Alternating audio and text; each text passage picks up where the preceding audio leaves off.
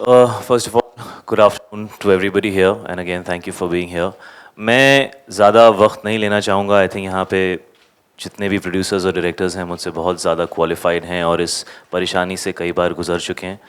मैं सिर्फ यही कहूँगा कि we live in the age of information and technology, और अगर हमारे जनरेशन को, यूथ को इन्फॉर्म्ड रहने की इजाज़त नहीं है तो शायद कोई परेशानी है. The youth has the right to know that drugs are a menace. They have a right to know कि उनके जीवन के साथ क्या हो सकता है अगर वो ड्रग्स में जाते हैं.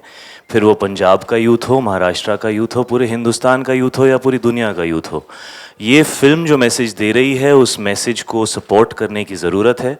और ये film it's kind of become the face of a fight जो कई सालों से चल रही है कि लोगों को एक्सप्रेस करने का मौका दिया जाए. शायद इसीलिए 2016 में हम यहाँ खड़े हैं, बिकॉज शुरुआत में ही अगर एक्सप्रेस करने का मौका नहीं मिलता तो ये दिन ही नहीं आता.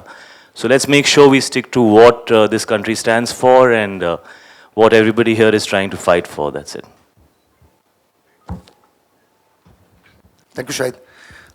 बिफोर अनुराग से पहले कि बोलें, इफ्रिटा की तरफ से और मैं मुकेश जी की भी परमिशन लूँ, गिल्ड की तरफ से और इम्पा की तरफ से और दूसरे प्रोड्यूसर्स एसोसिएशन की तरफ से, जो जिनका सब लोगों का support. IFPTC Ramesh ji is representing the organisation, producers organisations and directors organisations, everybody is part of this concern towards this film. क्योंकि हमें लगता है कि ये फिल्म उड़ता पंजाब की बात नहीं है, बट एक पूरे क्रिएटिव फ्रीडम की बात है, इंडस्ट्री की बात है. हम डिमांड करते हैं आज कि हाल ही में, अभी फ़िलहाल 1 घंटे पहले, पहलाज जिलानी जी ने कहा कि ये फिल्म जो है किसी पॉलिटिकल पार्टी ने फंड की है और डायरेक्टर जो हैं अनुराग कश्यप जी को पैसे दिए गए हैं ताकि वो पंजाब में पंजाब की बदनामी करें. हम इस स्टेटमेंट को कंडेम करते हैं, पूरी ज़ोर शरोर से इसको कंडेम करते हैं, और हम डिमांड करते हैं एक apology from Pahlaj Jilani that it's not an insult to Anurag or the entire team or Ekta, Balaji or anybody for that matter. It's not an insult to one individual. ये इंसल्ट पूरी film industry के लिए है, ये सारे producers की insult है, सारे डायरेक्टर्स की इंसल्ट है और पूरी इंडस्ट्री की इंसल्ट है. तो we on behalf of IFTDA and the producers association demand an apology from Pahlaj as soon as possible. Over to Anurag Kashyap. नहीं, हम लोग इस अनफॉर्चुनेट कि हमें यहाँ पे बैठ के जस्टिफाई करना पड़ रहा है कि हम जो है फिल्म बनाते हैं, हमें अपनी इंटीग्रिटी जस्टिफाई करनी पड़ती है, हमें अपनी ऑनेस्टी जस्टिफाई करनी पड़ती है, हमें अपनी ईमानदारी जस्टिफाई करनी पड़ती है. हमें जा ऐसा लगता है कि हमें हर स्टेज पे हर चीज़ के लिए एक सर्टिफिकेट चाहिए. जब तक हमारे पास वो सर्टिफिकेट नहीं हो, गवर्नमेंट अप्रूव्ड स्टैंप नहीं हो कि मैं ईमानदार आदमी हूँ, मेरा फिल्म मेकर, मैं कोई इंटेंशन नहीं है, मैं किसी पॉलिटिकल पार्टी के साथ नहीं हूँ, मैं सिर्फ एक फिल्म मेकर जो इतनी दूर से आया था यहाँ पे सिर्फ फिल्म बनाने. हम मुझे नहीं मालूम था कि हम लोग इतने पहाड़ खोदने पड़ते हैं, इतने समुद्र पार करने पड़ते हैं. लेकिन यहाँ पे आने के बाद जब पहली फिल्म बनानी शुरू की तभी समझ में आ गया था कि हाँ, जब बहुत ही इनोसेंस में मैंने एक फिल्म बनाई थी ब्लैक फ्राइडे, जिसको सब लोग बोलते हैं कि अनुराग कभी दोबारा ब्लैक फ्राइडे नहीं बना पाता. इसलिए नहीं बना पाता कि उस एक फिल्म ने मेरा इनोसेंस खत्म कर दिया था. उस फिल्म को निकालने के प्रोसेस में मैं इतना ज़्यादा अवेयर हो गया था कि यहाँ पे आप क्या नहीं कह सकते हो, क्या कह सकते हो, क्या आपको कहने नहीं दिया जाएगा, किस चीज़ के लड़ना पड़ेगा. उस एक फिल्म ने मेरा पूरा इनोसेंस खत्म कर दिया था. तब से मेरी लड़ाई रही अपने आप से कि मैं उसको वापस पा सकूं, जो आया नहीं कभी. और ये जो है, हम लोग उसके बावजूद कोशिश करते रहते हैं कि हम फिल्म करें. फिल्म जब बनाते हैं तो हाँ ठीक है, मैं एक तरह की का सिनेमा जो मैं देख सकता हूँ, बना नहीं पाता हूँ, वो मेरी शॉर्टकमिंग है, वो मेरी मजबूरी है, या मुझे समझ में नहीं आता. मैं देख सकता हूँ, मैं बना नहीं पाता. बनाऊंगा तो मुझे मालूम है कितना नुकसान होगा सबका. लेकिन हम जो फिल्म बनाना चाहते हैं, जो हम लोग, जो चीज़ें हमें अफेक्ट करती हैं, जो चीज़ें हमें झकझोरती हैं, जिसको हम पर्दे पे डालते हैं, या कई बार झकझोरने की भी ज़रूरत नहीं पड़ती. मतलब कई बार ऐसा हो सकता है जस्ट हम किसी चीज़ को सबवर्ट करना चाहते हैं. हम कई बार किसी चीज़ को एक उल्टा कान पकड़ के भी देखना चाहते हैं कि सिस्टम इसको घुमा के देखें तो कैसा होगा. हमें वो भी हक होना चाहिए, हमें सबवर्ट करने का भी हक होना चाहिए. और जब तक हम वो नहीं करेंगे, मुझे लगता कि हम किसी तरह का प्रोग्रेस यहाँ कर सकते हैं. और ऐसे में हम लोग की अपेक्षा रहती है, चाहे वो आईएनबी मिनिस्ट्री हो, चाहे सरकार हो, और ये मैं पार्टी विशेष की बात नहीं कर रहा हूँ, ये हमारी लड़ाई सिर्फ अभी के उससे नहीं है, हमारी लड़ाई सेंसरशिप से बहुत समय से चलती आ रही है।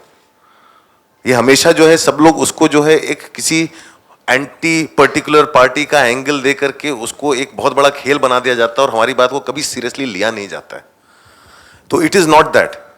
नाउ द थिंग इज, हर बार जब एक नई गवर्नमेंट आती है, हर बार जब एक नया आईएनबी मिनिस्टर आता है, हर बार, चाहे वो एक ही सरकार में 2 बार क्यों ना आए, हमारे अंदर एक नई होप आती है, शायद ये आदमी हमारे साथ होगा, शायद ये आदमी हमारी बात समझेगा। ये हमारे साथ हर बार हो चुका है। और सबसे बड़ी बात इस बार ये हुई थी, when we got the new MOS came down to meet us, that had not happened. It gave us a lot of hope. Mr. Rathore came down to meet us. It gave us a lot of hope.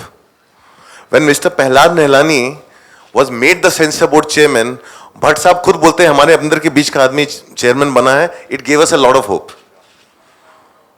We had no idea where we were heading. We had no idea that कि हमारा ये हाल हो जाएगा कि पिछले 2 सालों में जितनी फिल्में ट्राइब्यूनल में गई हैं वो रिकॉर्ड नंबर है एज कंपेयर टू उसके पहले जितनी फिल्में ट्राइब्यूनल में जाती थी।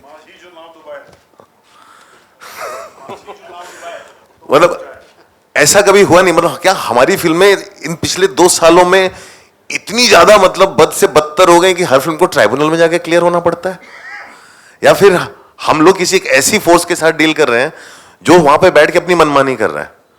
और ऐसा क्यों है कि जो फिल्में आगे जा रही हैं वो या तो एक बहुत ही कहीं से कुछ वो या तो कोई अदर लैंग्वेज की फिल्म हो, हिंदी के कुछ 4-5-6 आइडेंटिफाइड पीपल हैं उनकी फिल्में जाती हैं उस लेवल तक, उनकी फिल्मों को प्रॉब्लम होती। क्यों?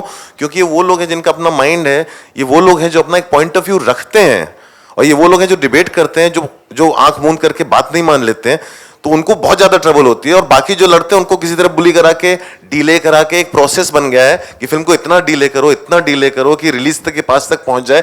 झक मार के फिल्म मेकर को हमारे सारे कट्स एक्सेप्ट करने पड़ेंगे, उसको झक मार के प्रेशर में आके, फाइनेंशियल प्रेशर में आके उसको सब लेना पड़ेगा और फिल्म रिलीज करनी पड़ेगी।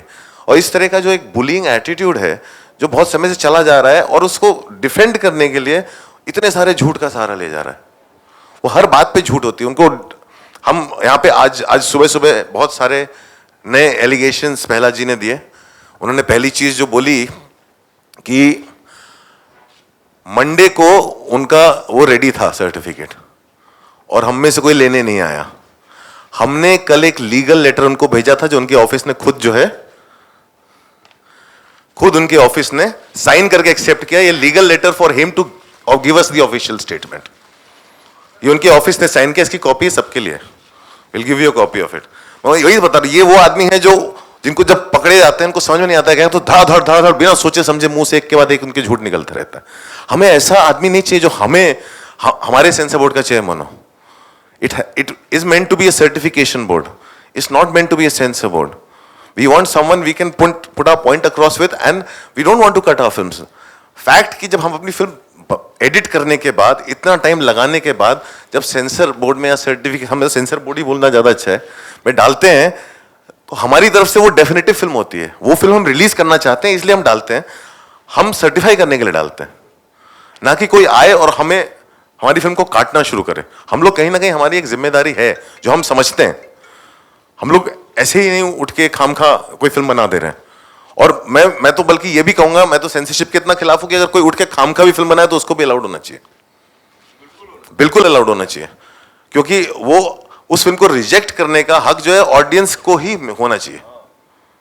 मुझे कोई वाहियात फिल्म नहीं देखनी, मैं नहीं देखने जाता, मैं नहीं टिकट खरीदता, लेकिन इसका मतलब ये नहीं कि जिस फिल्म को मैं सोच रहा हूं कि यार ये क्या बेहुदा फिल्म है वो रिलीज ना हो, उसको उतना ही हक है फिल्म रिलीज करने का जितना मेरे को लगता है कि नहीं, मेरी फिल्म में कोई सेंस है, मैं अपनी फिल्म रिलीज कर रहा हूं, उसमें और मुझ में कोई फर्क नहीं होना चाहिए। और ये जो लड़ाई है, ये जो हक की लड़ाई है, ये हमारे फ्रीडम ऑफ एक्सप्रेशन की लड़ाई है। हम किसी एक चीज को एक्सप्रेशन कहें और दूसरी चीज को एक्सप्रेशन ना कहें, इस तरह का भेदभाव भी नहीं होना चाहिए जो हर समय आ जाता है कि, और जो लड़ाई को इस तरह से इंटरप्रेट किया जाता है कि हम कोई पॉलिटिकल फिल्म के लिए लड़ रहे हैं तो हम जो है दूसरी फिल्म को नीचे गिरा देते हैं, अरे वो तो सेक्स कॉमेडी थी।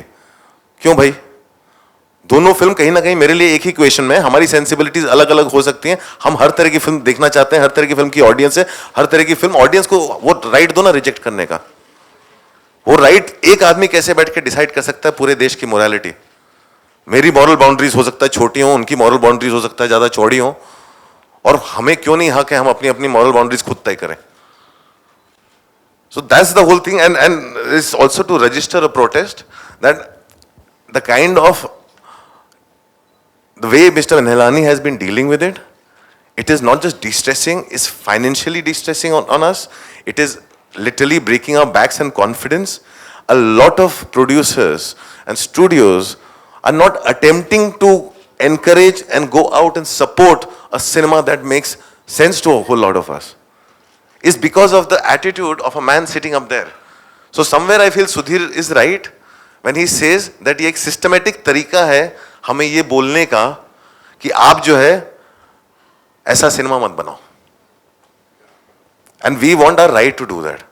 And that's why we are all sitting here.